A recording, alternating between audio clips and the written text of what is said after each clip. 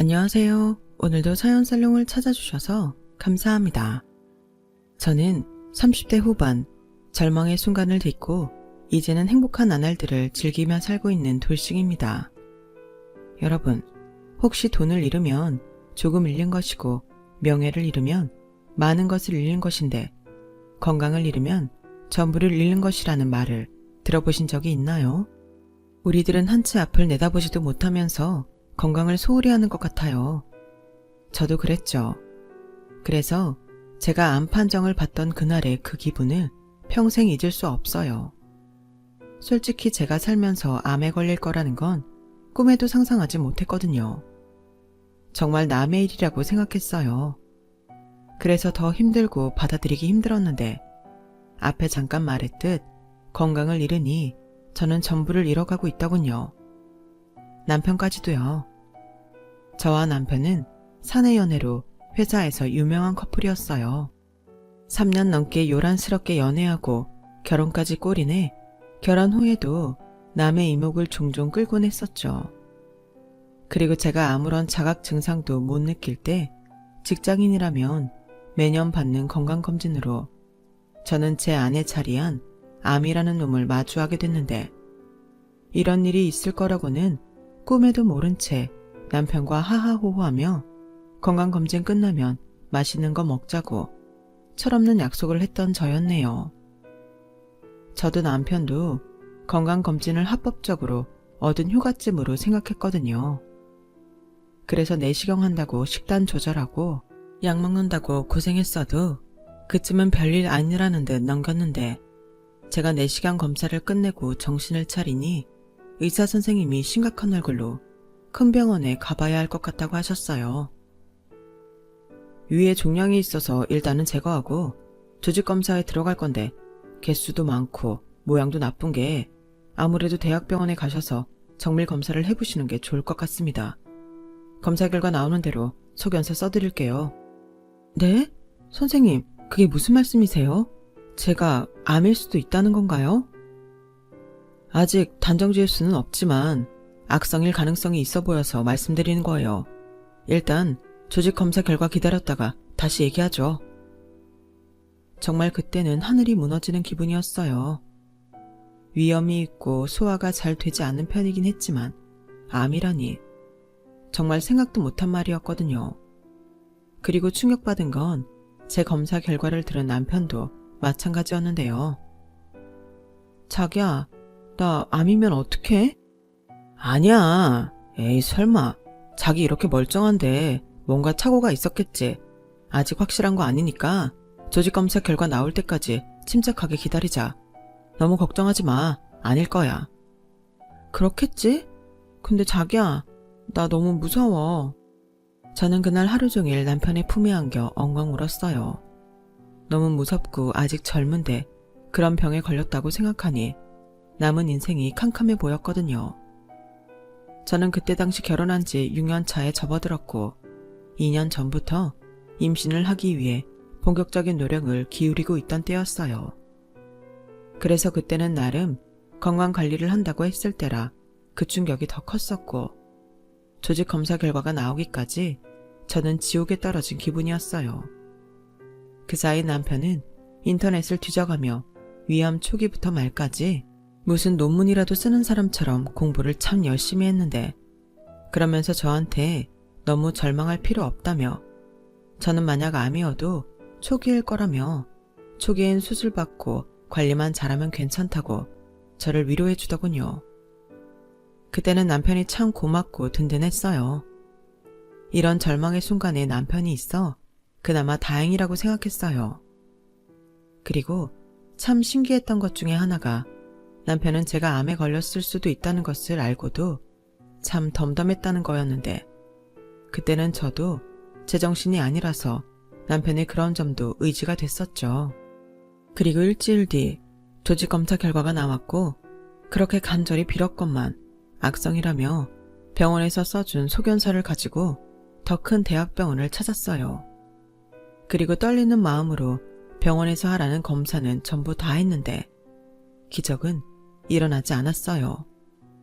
아니 기적은커녕 저는 더욱 절망에 빠지게 되었죠. 검사 결과상 말기입니다. 내일 오전에 전이검사를 해봐야 할 것 같으니 오늘 당장 병실 유무 확인하시고 입원하시죠.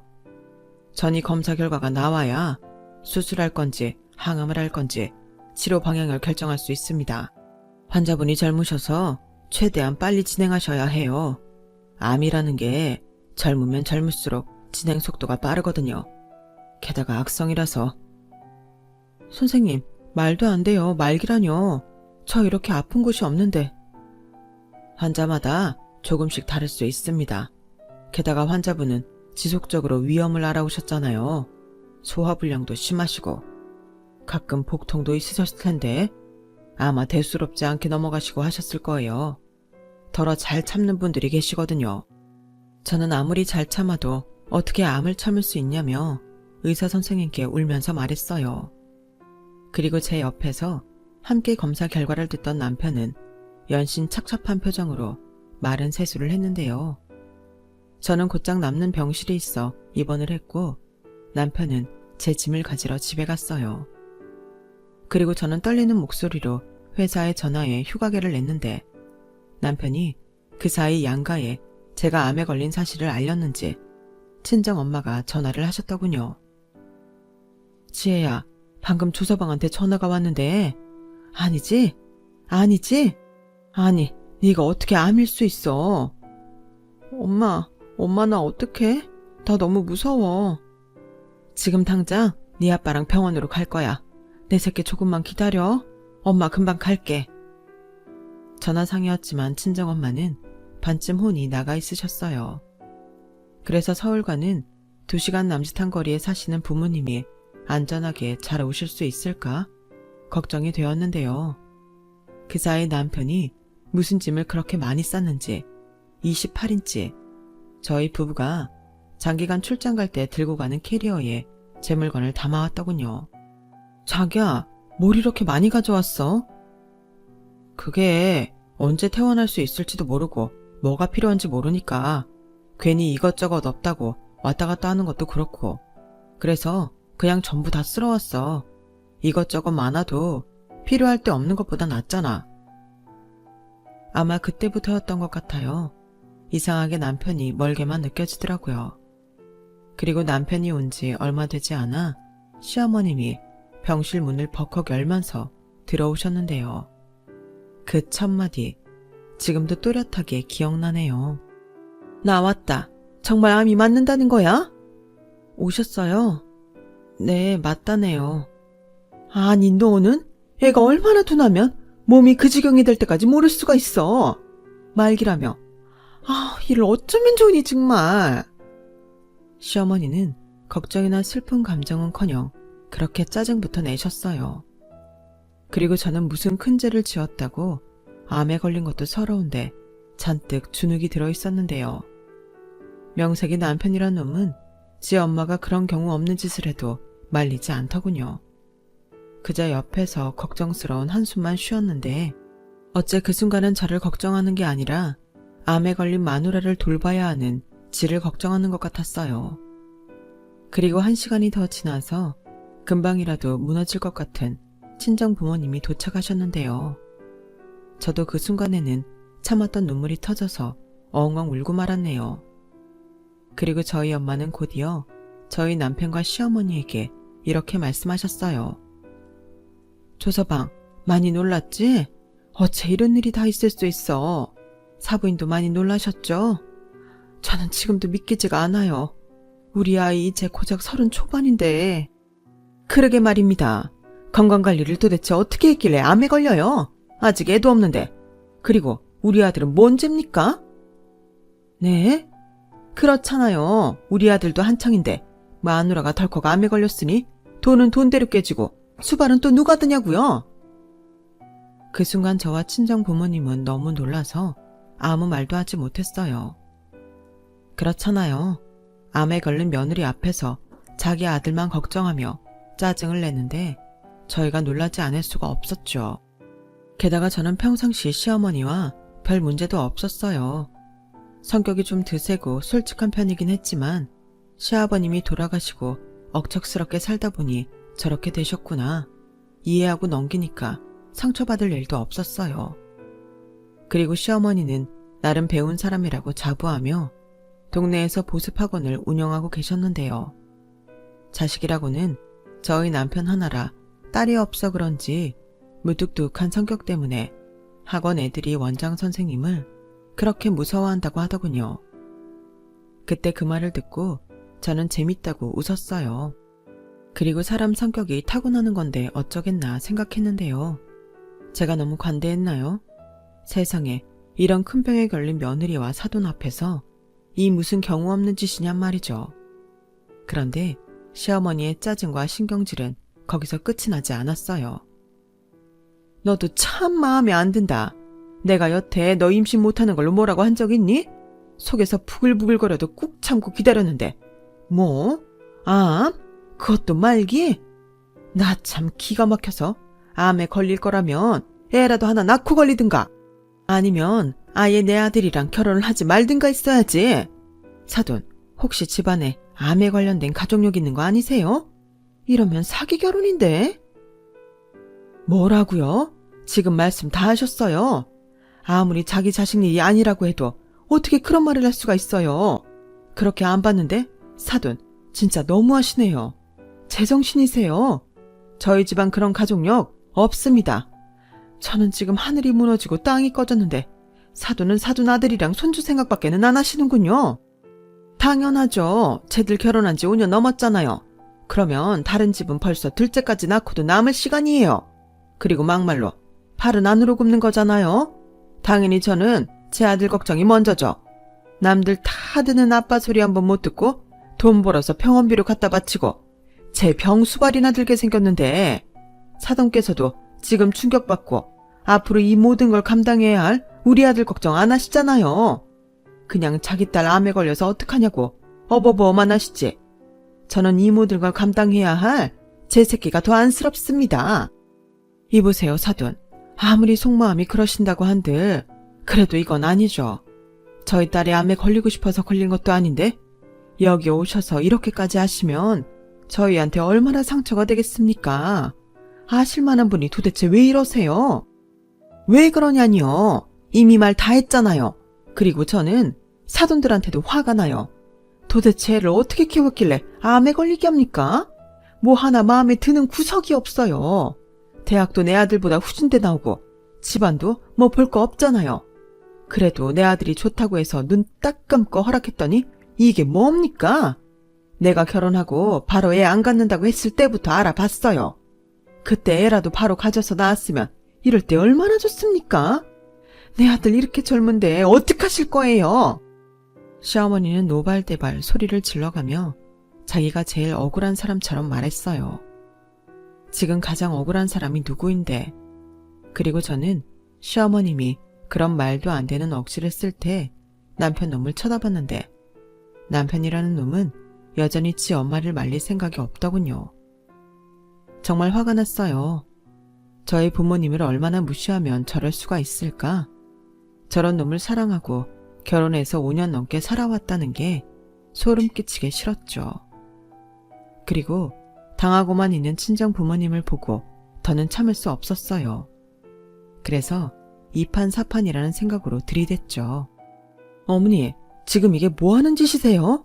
제가 암에 걸린 게 그렇게 죽을 죄를 지은 건가요? 저야말로 하늘이 무너져요. 아이 못 가진 거요. 어머님이 저희 결혼한다고 인사 갔을 때 그러셨잖아요. 어머님은 손주 욕심 없으니 돈 좀 벌어놓고 가져도 된다고. 그래서 결혼하고 아이는 천천히 갖겠다고 말씀드린 건데 이렇게 나오실 줄은 몰랐어요. 그럼 애당초 결혼하면 언제 죽을 병에 걸릴지 모르니 하루라도 빨리 아이를 가지라고 말씀하시지 그러셨어요. 그랬으면 직장을 때려치워서라도 애부터 가졌을 텐데요. 뭐야? 너 지금 어디 시어머니 앞에서 눈을 동그랗게 뜨고 덤비는 거야? 너 정말 죽을 병 걸린 거 맞냐? 아주 기운이 펄펄 나네. 그럼 너 기운 넘치니까 내 아들 이수발 들게 하지 마라. 아니지, 애도 없는데 이참에 그냥 이혼해. 시어머니의 이혼하라는 말이 끝나자 병실은 조용해졌어요. 사실 제가 1인실이 없어서 2인실에 있었거든요. 그래서 옆 침대 환자분과 간병인께서도 놀라서 일체 저희 시어머니를 쳐다봤는데 그제야 시어머님은 헛기침을 하시면서 먼 산을 보듯 시선을 옮기셨어요. 하지만 그때 저희 엄마의 분노는 최고치에 달했고 저희 엄마는 팔을 걷어 붙이시고는 시어머니를 병실 문 밖으로 밀쳐버리셨는데요. 그러면서 이렇게 말씀하셨어요. 사부인, 말 다 하셨죠? 그래요. 나도 당신 같은 시어머니가 있는 집구석에 내 딸 더는 두고 싶지 않네요. 당장 나가요. 그리고 다시는 찾아오지 말아요. 이혼하면 남 아닙니까? 이런 집구석인지도 모르고 시집 보낸 내가 죽일년이네요.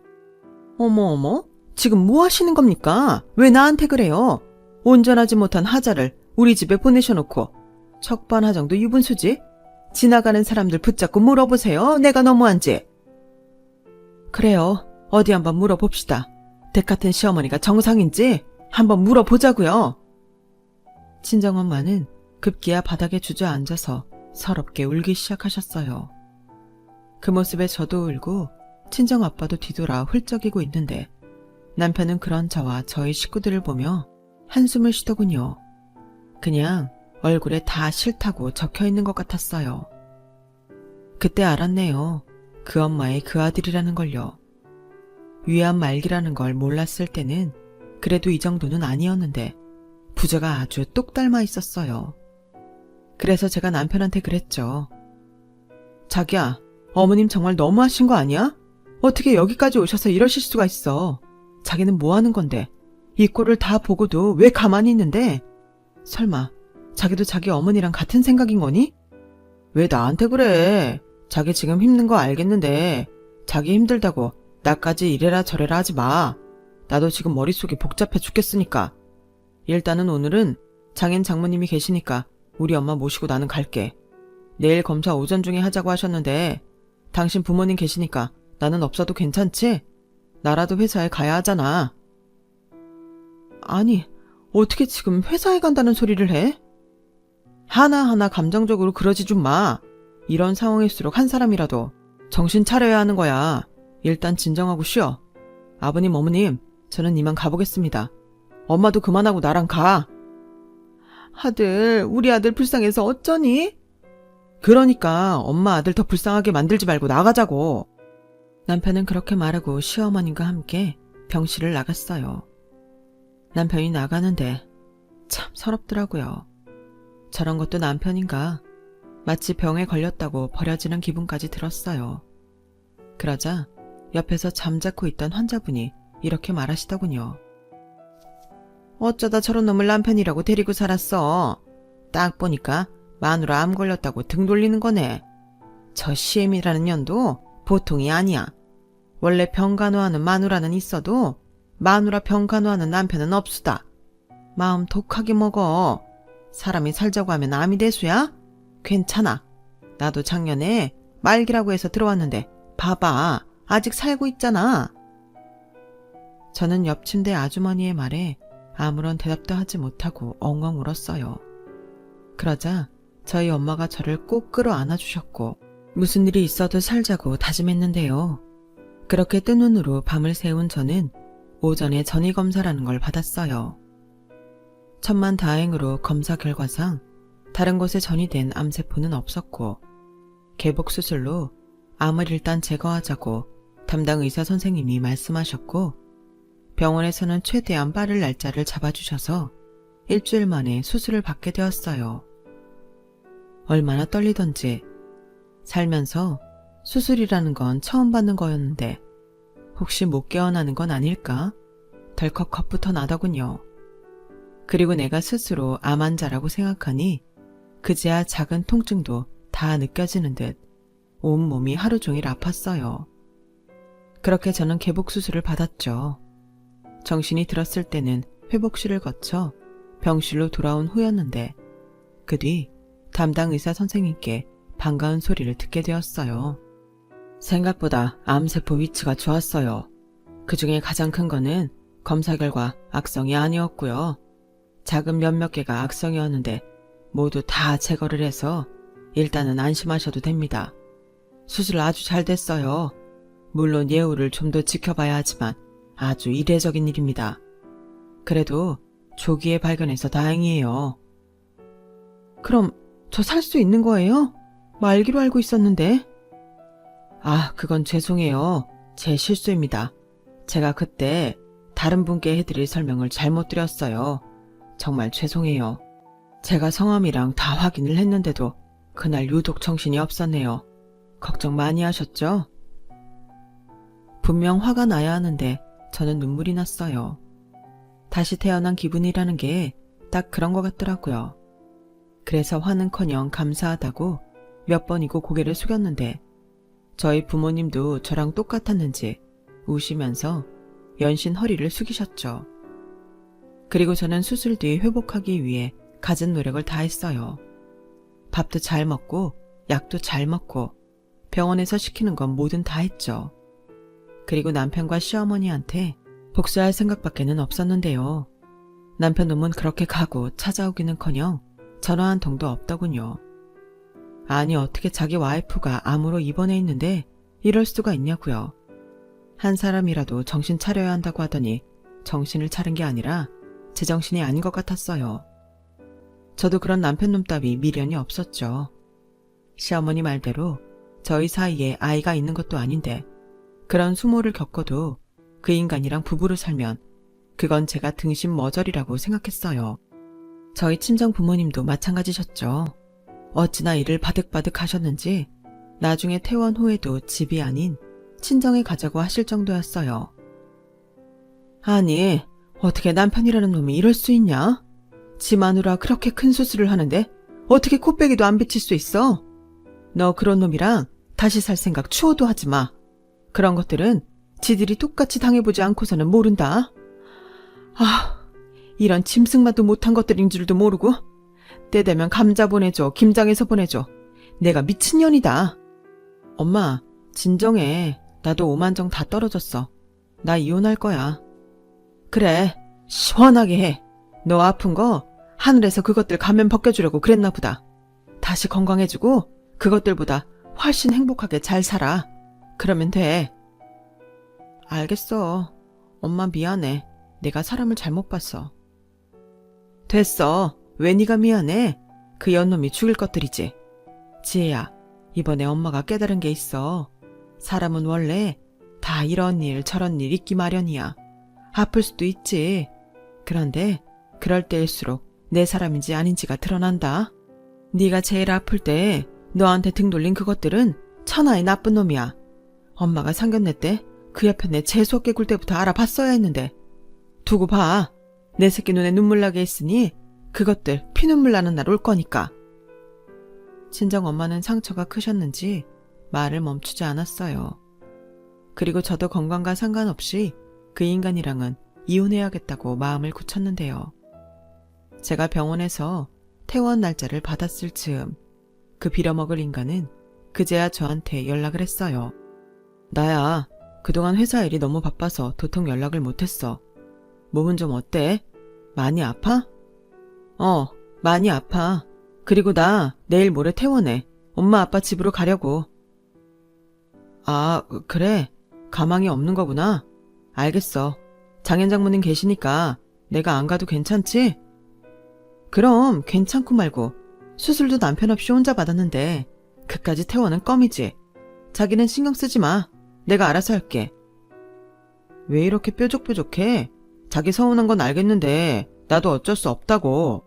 아픈 사람한테 이런 말하는 게 좀 그렇긴 하지만 제발 이성적으로 생각해. 이성? 이성 좋아하네. 됐어, 끊어. 저는 목구멍까지 이혼 얘기가 올라왔지만 끝까지 참았어요.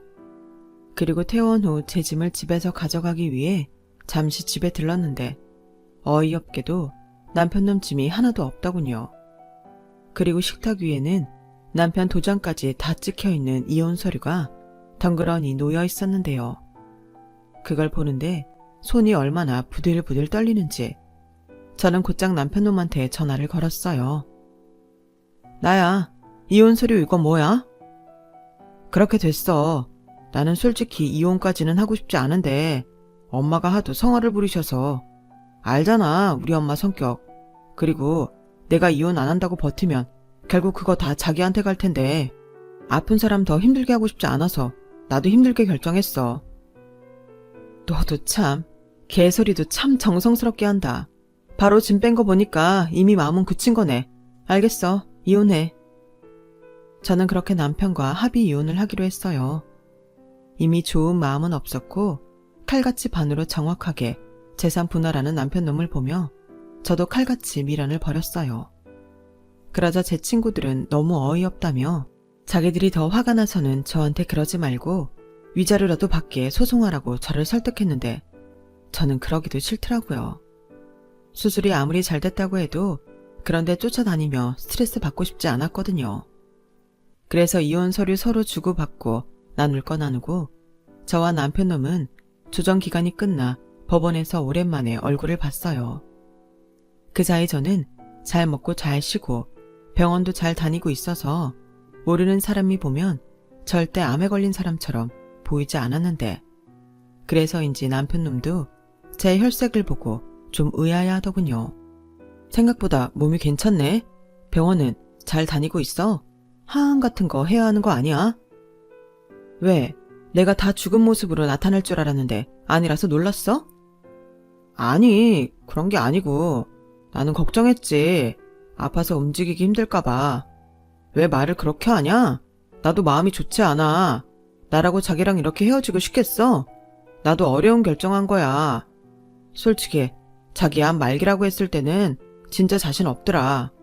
따지고 보면 우리 고작 5년 조금 넘게 살았는데 내가 다 포기하고 헌신하기에는 내 인생이 아깝잖아. 그건 자기도 원하지 않았을 거 아니야. 원하지 않아? 나한테 언제 물어는 봤어? 그렇게 예쁘게 포장하면 그 더러운 속 내가 감춰지니? 너는 아무리 포장해도 그 알맹이는 마누라 암에 걸려서 너 고생할까봐 이혼하자고 하는 파렴치한 놈이야. 너나 니네 엄마나 똑같아. 그리고 이제서야 하는 말이지만 나 말기 아니었어. 일부 오진도 있었고 전이 든 것도 없었거든. 그리고 지금은 암세포 다 제거했고 항암 안 해도 된대. 뭐? 오진? 말기가 아니라고? 그래. 물론 오진이라고 해도 암은 맞지. 완치 판정 받을 때까지 조심하고 잘 관리해야 하는 것도 맞고. 근데 봐서 알겠지만 다 말짱해. 내일부터 다시 회사도 나갈 거고 너보다 훨씬 잘 살 거야. 아니, 자기야, 그걸 왜 지금 말해? 진작에 나한테 말을 했어야지. 내가 남편인데. 남편? 남편 같은 소리 하네. 내가 남편이 있었니? 병실에는 한 번도 오지 않고 수술할 때도 코빼기 한 번 비치지 않았는데. 뭐?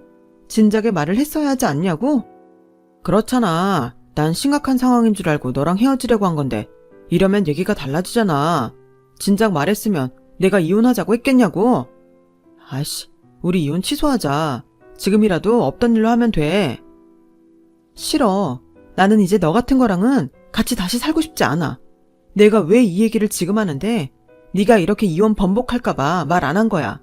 잘 가. 가서 잘 먹고 잘 살아. 이 천하의 나쁜 새끼야. 저는 그때 속에 담고 있던 고구마들을 한 방에 터뜨렸어요. 어찌나 속이 시원하든지. 그놈이 화가 나서 얼굴이 시뻘개지는데 너무 고소하더군요. 그런데 그놈이 그때 저한테 뭐라고 했는 줄 아세요? 저더러 일부러 자기를 속였다며 저를 이혼하고 싶어서 거짓말한 사기꾼이라고 하더군요. 황당했죠. 아니, 어이가 없었어요. 그래서 더는 상대하고 싶지 않아서 등 돌리고 그 자리를 떠났는데요. 어차피 이혼이 성립한 이상 저런 놈과 나는 남이잖아요. 그게 얼마나 홀가분하고 좋은지. 조금 오바해서 하늘을 날 것만 같은 기분이었어요. 그리고 기다리던 회사 복직날 얼마나 설레었는지 몰라요. 마치 다시 입사를 한 기분까지 들었는데 먼저도 언급했지만 남편이었던 그놈과 저는 같은 회사에 다니고 있어서 더 기대가 됐어요. 저는 이혼한 사실을 숨길 생각이 없었거든요. 그리고 최대한 있는 그대로 왜 우리가 이혼하게 됐는지 상세하게 말하고 다닐 생각이었는데 그렇잖아요. 제 입장에서는 숨길 이유가 전혀 없었으니까요. 그런데 남편놈한테 제가 멀쩡하다는 것과 회사에 복직한다는 말을 들었는지 시어머니라는 여자가 전화를 해왔고 저는 올 것이 온 것 같아 아무렇지 않게 전화를 받았어요. 나다. 대충 얘기는 들었어. 이유가 어쨌든 네가 심각한 정도가 아니라니 그건 천만 다행이다. 네, 고맙습니다. 근데 용건만 간단히 해주세요. 제가 지금 바빠서요. 그래, 돌려서 말하지 않으마. 너 회사 사람들이 왜 이혼했냐고 물으면 엉뚱한 소리 하지 말고 그냥 성격 차이라고 해. 성격 차이요? 어머니, 저희가 무슨 연예인이에요? 싫어요. 제가 왜 그래야 하는데요? 아니, 그걸 다 얘기해봤자 서로 구설수에 오르기만 할 텐데 뭘 하라고 그래. 내가 위자료 좀 챙겨줄 테니까 내가 시키는 대로 해라. 됐어요. 그깟 돈 안 받아요. 그리고 저 이미 벌써 가까운 사람들한테는 다 말했어요. 아줌마 아들이 저 암 걸렸다고 냉큼 이혼 서류 남겨놓고 도망간 거. 뭐야? 야, 너 지금 내 아들 앞길 막으려고 환장했어? 네, 저만 당할 순 없잖아요. 그럼 너무 불공평하죠. 그리고 걱정하실까봐 말씀드리는데 저는 거짓말을 하나도 보태지 않았어요. 있는 사실 그대로만 전했어요. 그러자 사람들이 뭐 그런 인간 같지도 않은 엄마랑 아들이 있냐고 흥분하더라고요. 야! 어따 대고 야해요. 오늘부로 전화 차단할 거니까 다시는 저한테 연락하지 마세요. 저희 이제 연락할 사이 아니잖아요. 그럼 끊을게요. 저는 전화를 끊고 속이 시원해서 하마터면 소리를 지를 뻔했어요. 그리고 회사서 가끔 마주치는 남편놈도 쌩까고 저는 제 일만 하며 건강관리에만 집중했는데요. 결혼 전에는 그렇게 운동하는 게 싫었는데 운동이 정말 좋은 거더라고요. 그렇게 취미를 하나 둘 늘리며 회사 일에도 집중하니 어느새 타회사로 이직한 선배에게서 좋은 조건으로 이직해볼 생각이 없냐는 제의를 받게 됐어요. 제가 진행했던 프로젝트를 보고 저를 스카우트하고 싶어 한다면서요. 저는 망설이지 않았어요. 더 좋은 대우와 많은 연봉을 준다는데 망설일 이유가 없잖아요. 그리고 솔직히 유령 취급하며 외면하고 있지만 회사에서 남편놈 마주치는 일도 유쾌하지 않았고 이러니 저러니 해도 좋은 기회인 것 같아 저는 이직을 하게 됐어요. 그리고 거기서도 건강관리 잘하며 일과 취미생활을 이어나가니 본인은 아니지만 저 좋다고 쫓아다니는 남자도 생기더라고요. 그래서 중간중간 연애도 하며 저는 제 입으로 말하긴 좀 부끄럽지만 승승장구했어요. 한번 결혼에 대어서 결혼은 하고 싶지 않았지만 제 가치를 알아주고 저한테 잘해주려는 사람들이 많으니 저절로 자존감이 올라가더라고요. 그렇게 4년 넘게 저는 일과 연애 그리고 취미까지 남들 보기에 다 가진 여자가 되었는데요. 어느 날 불쑥 다시는 연락하지 말라고 했던 망할 전남편의 엄마인 전 시어머니가 연락을 해오셨어요. 처음에 모르는 번호라 받았지만 전 시어머니라는 사실을 안 순간 전화를 끊어버렸죠.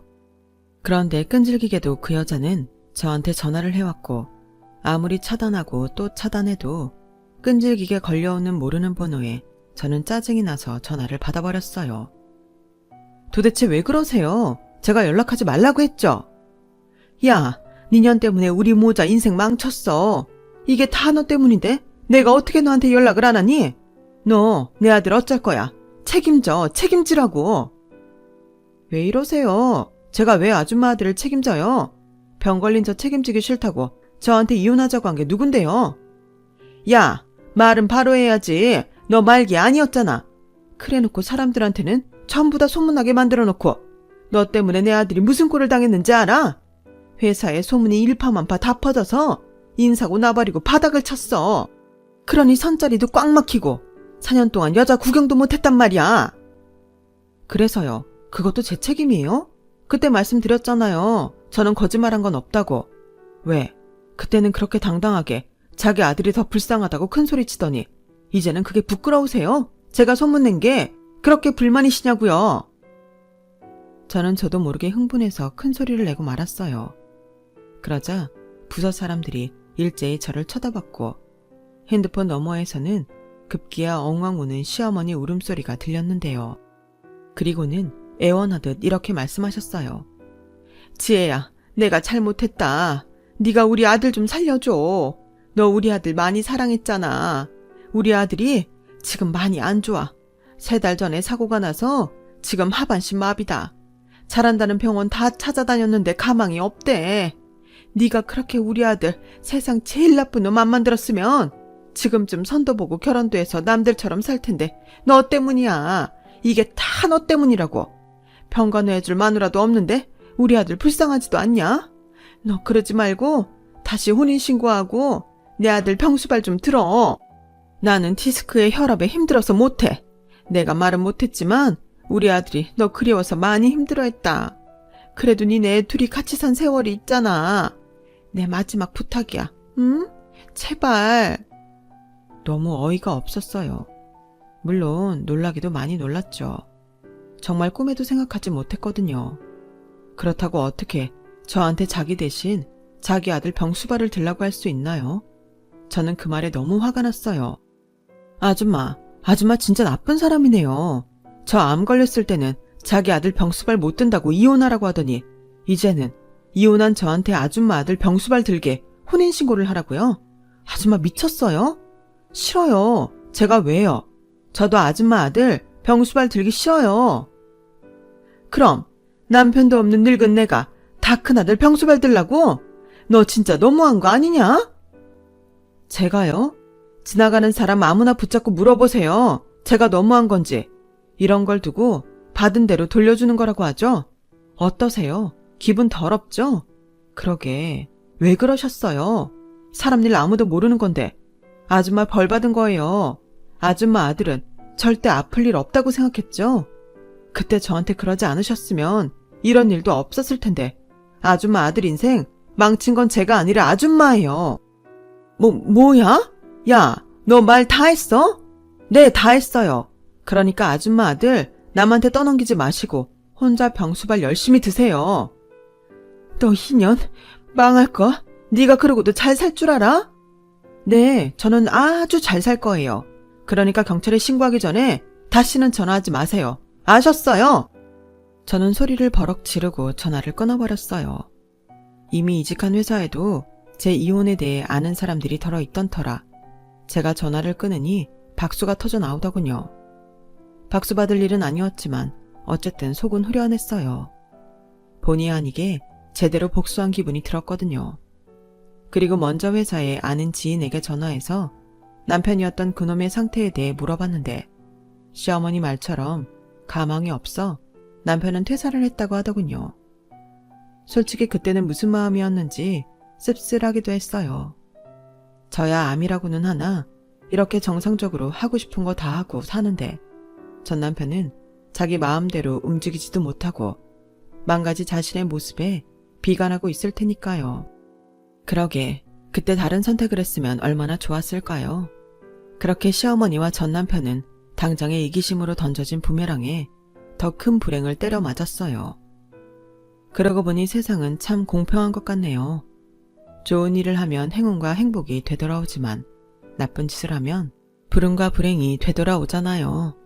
그래서 저는 그 일을 본보기 삼아 매일매일 저금하듯 좋은 일을 하려고 노력하며 살고 있어요.